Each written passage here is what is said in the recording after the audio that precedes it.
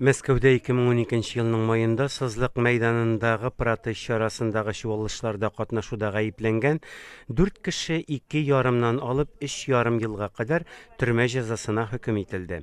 Оппозиция активистлары дистәләрчә кешенең яралануына китергән ул бәрелешләрне провокаторлар һәм полиция башлады дип белдерә.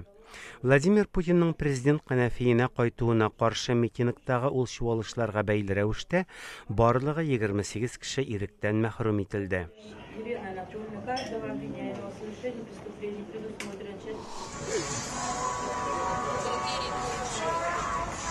Русияның Иркутск шәһәрендә якындагы 3 авылдан килгән авыл хуҗалыгы хезмәткәрләре 10 айлык хезмәт хакы бурычын түләүне таләп итеп протест чарасы уздырды. Ратники ширкәте аларга узган елның октябрь аеннан бирле хезмәт хакы түләмәгән. Белгенлек хәленә килгән ширкәт бу айда 200 ләп хезмәткәрен эштән чыгарды.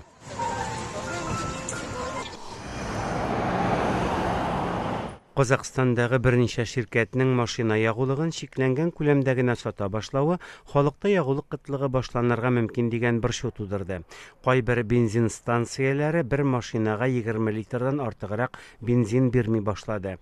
Кайберләре исә ягулыкны үзләре чыгарган купоннарга гына сата башлады.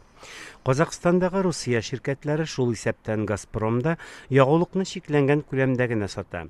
Казакстан хакимиятләре дә шикләүләр керткән ширкәтләрдә бу хәлгә аңлатма бирми.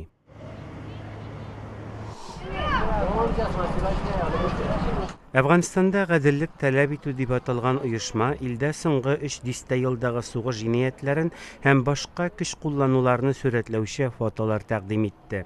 Кабулда ачылган бу күргәзмә илнең кеше хокуклары комиссиясеннән сугыш җинаятьләре өчен җаваплы әфганнарны җавапка тартуны таләп итүче чараларның бер өлеше буларак оештырылды. Хөкүмәттән тыш бу оешма тарафдарлары Әфганстан хөкүмәтен җинаятьчеләрне җавапка тарта алмауда гаепли.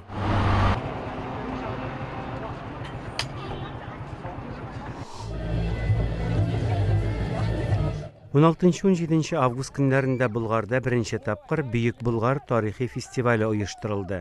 Чарада Русиянең төрле төбәкләреннән килгән борынгы чор сугышчылары киемнәре кигән ир-егетләр тамашачыларга сугыш алымнарын, һөнәрчеләр исә үз осталыгын күрсәтте.